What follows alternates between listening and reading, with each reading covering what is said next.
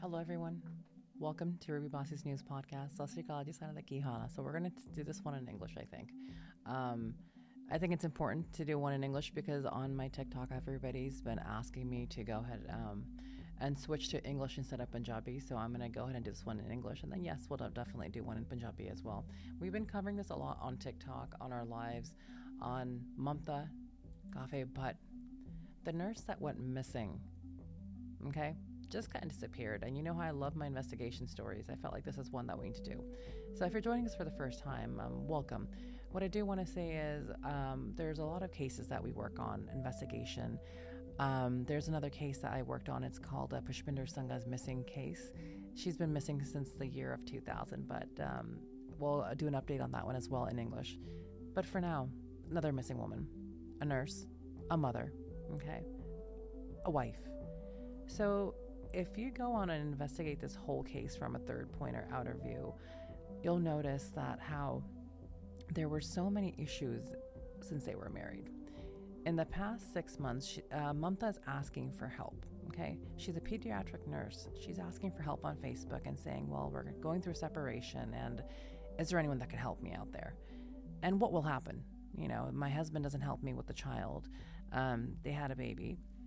And if I go to work a few days a week, he tells me if I leave my daughter with him that he'll just make sure that she goes to the state and is in state custody. So I felt like this story is really important, for a lot of the women that are out there, especially people that come from other countries that don't know that help is available. A lot of them think that they have nowhere to go and don't know what to do. So Mamta didn't have any family here, but she's from Nepal, and there is a big, Nepali community out here now. And her just disappearing, we'll do a timeline on when she disappeared and what happened and what her husband's background is. So again, yes, innocent until proven guilty. I think that's one thing people want me to go over on TikTok as well in my comments. So here we are back on, our podcast, thinking we should do a, full video and podcast on this. All right. So Mamta Bhatt, all right, she went missing. Now, there's not an exact date because the husband didn't report her. Okay, he didn't report her for a few days. So on July 27th, she worked at UVA Health Prince William Health Medical Center in Manassas. Okay, she was a registered nurse and she worked in the surgical unit. Okay, July 28th, Mamta spoke to a friend.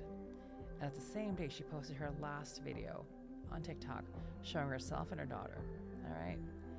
And the friend goes, she called me a couple of times. I was sleeping and got a call from someone else that she had met at Mamta's baby shower. And she asked me if I knew where Mamta was. Okay. Now, this is a former roommate we're talking about that called her other friend and goes, hey, have you heard from her?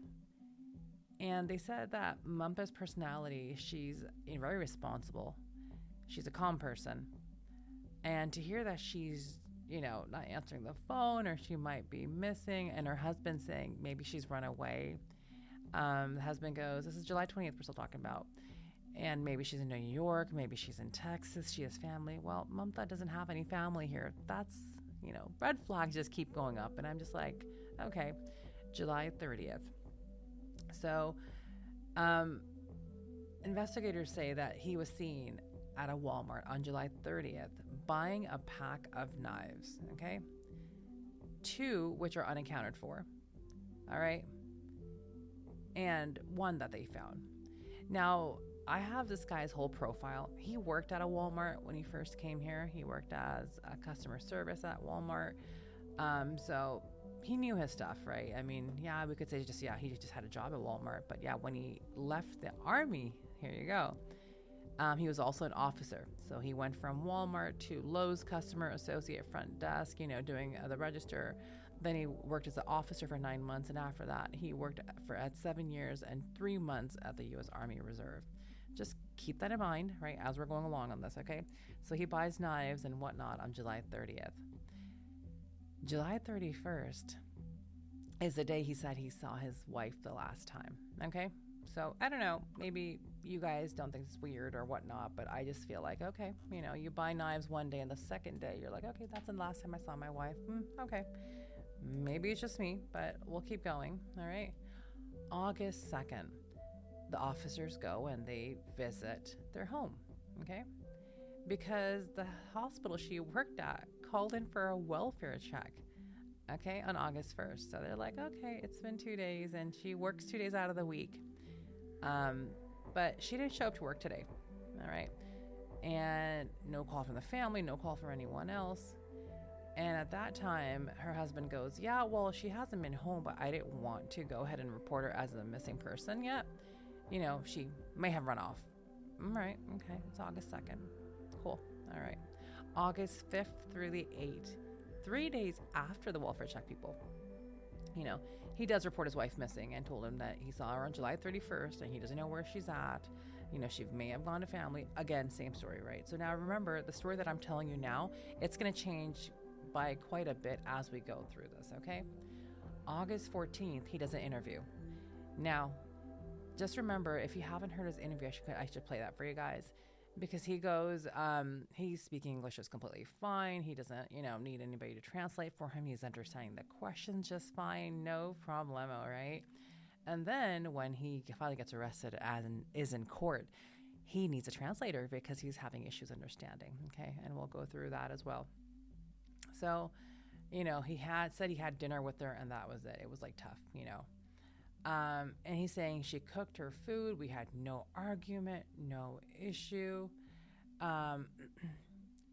He said his wife's a caring woman, this, that, and the other. All right. He's like, you know, but if you watch his interview, if you watch his face, you'll notice that there's like, okay, well, you know, he's good at keeping a straight face kind of thing.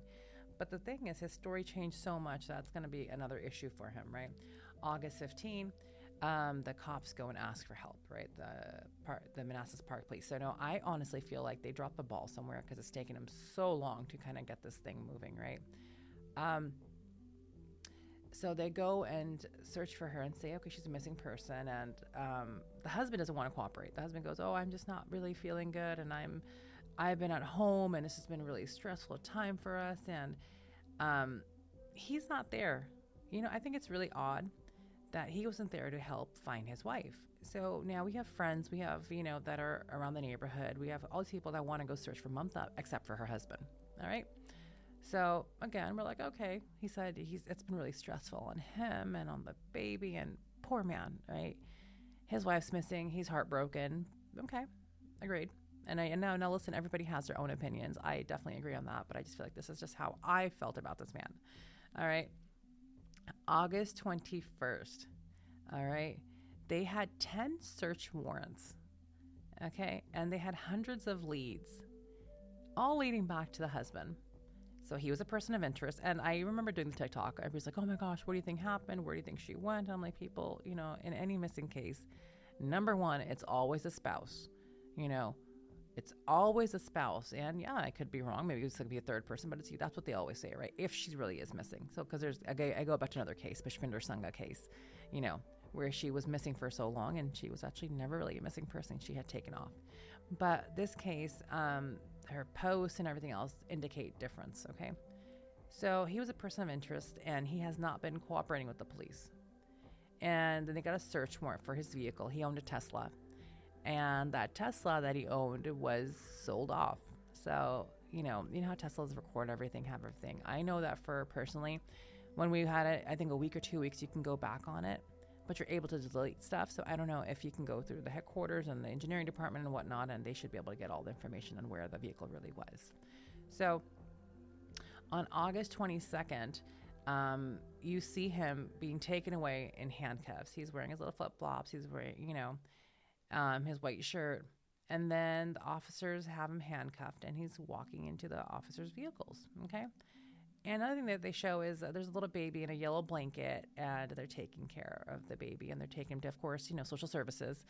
They're going to handle the baby with the state because, of course, they have no family here. All right. So what end of the day is what I'm going to say is I feel like it's so heartbreaking that you're watching this. I'm watching this and we're that poor child. Who knows where the mother really is right now. Honestly, it's been so long. It's going to be a month now. I don't think she's around. I'm just waiting for them to recover the body and, call it what it is. When I was going through this and watching the videos, I was looking when they executed the search warrant for his home.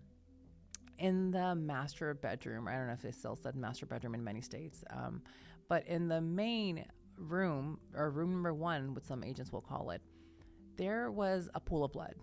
Okay, there was a pool of blood there. There was blood splatter, and it went all the way out to like the bathroom area. So I heard that there was still blood in the bathroom tub. Now, I wasn't there, people, right? This is what I'm hearing. They pulled out the rugs, okay? And they also found passports and him ready to go to Nepal or to India, okay? So he was ready to go. He had the child's passport, his passport. He was ready to take off. His house was listed. He's trying to sell it and be like, I'm done. So a concerned husband, how concerned he is, yes, innocent until proven guilty. He's selling his car. He has blood in his house. They have enough evidence to arrest him.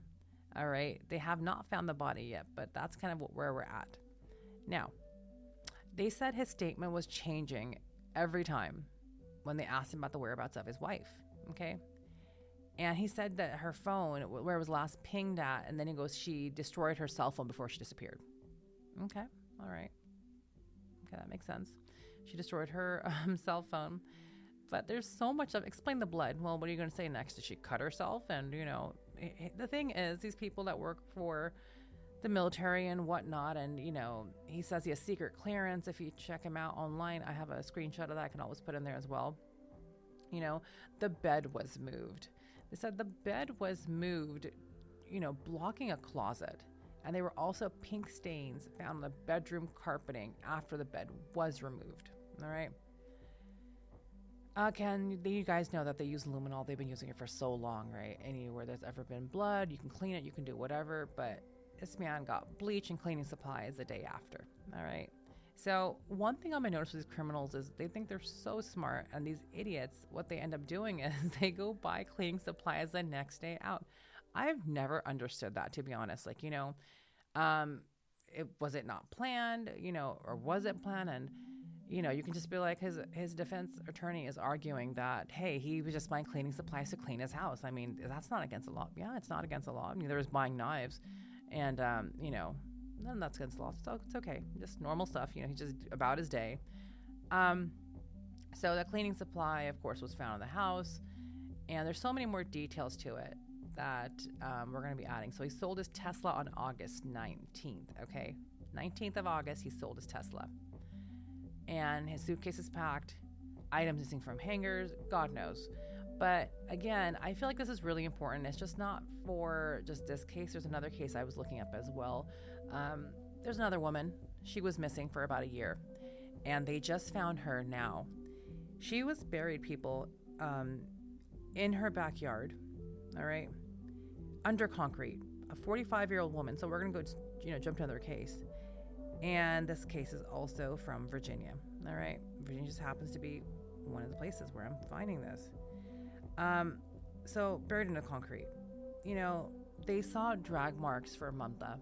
Let's go back to Mamta's case, being dragged out and whatnot. They have reason to believe it was, her. Her daughter turned 1. Okay. There's no mother in the world. Firstborn child. And if you look at her videos, I have videos on my TikTok, on Ruby Bossy News podcast on TikTok. And in her video, she's happy, she's joyful, she's with her daughter. She's not even trying to include her husband in many of the videos, whether he's, kind of just there or just kind of ignoring it. But she really wanted it to work, people. Now, again, I get really emotional with these videos and with these people I talk about, because you got to remember, it's somebody that was living, just doing her own thing, and somebody feels like, well, I think you're becoming a little of a burden, and, could she have run away? There's a possibility for everything, but by the way things are going and how many counts they want to charge him with, you don't really know what really happened there except what we're thinking happened, all right? So the thing is, we're going back to what I always say, is there's a lot of people that need help out there, but there's so many people that are so afraid of saying something, of talking to someone, Now, Mamta was 28, all right? Again, she had no family here, like we just spoke of. Her parents, her mother got an emergency visa. She'll be heading here, at this hard time for her as well, and probably going to be able to take care of the child, But for those who say, well, nothing's been found. There's been no body found. Well, look at the other case. A year later, the body was found. And there's a lot of digital evidence they're saying that's consistent with her death that was recovered, the complaint says. So, they have reason to believe she has passed. Now, prayers for this family, prayers for Mamta, her child, and, what her parents are going through right now. No woman or no person, should get treated like this, should have to pass away as this, die, and then her body not knowing where it is. No one should have to go through that. It's people like Mamta Bhatt and all the other men, okay, that feel like it's okay to do these things. It's okay to put your hand on women. It's okay to do everything that they're doing and then being able to get away with it. All right. It brings back so many cases for me, like the Peterson case. It brings back that for me. What all happened with that, right? He said, oh, I'm innocent. But, everybody had a reason to believe that he was just bullshitting it, to be honest. I don't know, people. I just felt like this one should be done in English, just because. And again, for the Nepali community that's listening out there today, I will do one in Punjabi and maybe one in Hindi for you guys. My heart goes out to that woman's family that's having to deal with this today. And that poor child that nobody thinks about, that 1-year-old that just turned 1, little girl whose mom is nowhere to be found. Okay, I don't even know. I have a little one, and gosh, I can't even imagine not seeing my baby for a day, and whose father is going to be convicted, I just think about that life for the little child. One thing I'm going to talk about is going to be for all the women that are out there that are listening, that love these crime stories and whatnot. I love them. If you know there's problems in your household, if there's issues, please find someone to talk to. It's very important, because when you don't, stuff happens. And then they were so worried about how they're going to get by. She was a nurse. She was just new. She had a few friends, but there's help out there, ladies. You just have to ask for it. And I think maybe she was asking for help, but nobody ever thinks that this will happen to them. That's that one story. Oh, it's never going to happen to us. That's people's story. It just happens to everyone else but us, until it happens to their, person that they know, or just to a neighbor next door. I really hope Virginia police steps up their game, and, I feel like they took too long to get to the bottom of this. If they had all these leads and tips, why were search warrants not executed, much sooner than really what it was? Another question I have is that, there are so many people that have door ring bell cameras. They have cameras around their house. I know we all do. Of course they can't disclose everything that they have, but if you're searching hard enough, you will find something. And this case is all over. I just felt like it just breaks my heart to know that, she's out there, or her body's out there, and she needs justice, everyone. Hardworking mother, 10 years younger than her husband, just living life, just trying to get by, but mental health awareness is a big thing that we should all talk about. I always tell you guys this when I'm speaking Punjabi, is that everyone listen, it's just not the case that we put up here, we post up here. There's so many women we're helping out right now with RB Voice Foundation. If I can be of any assistance or any help, you guys can always reach out to me through TikTok, send me a message here on the podcast. We have a team that's able to help you. We have a psychologist as well. And if there's some resources that we can give you, remember, please, this is free of charge. It's my own foundation. I want to do something that's able to actually help people before they're at the situation that Mamta is in. And there's so many people we've helped around the world. Help is there. Don't be afraid to ask for it, people. All right. I want to thank everyone that joined us today, that listened. Again, we will be working on video podcasting and everything else. Lots of love. Thank you so much for your support, everyone. Ruby Bassi from Seattle, Washington. We'll see you later.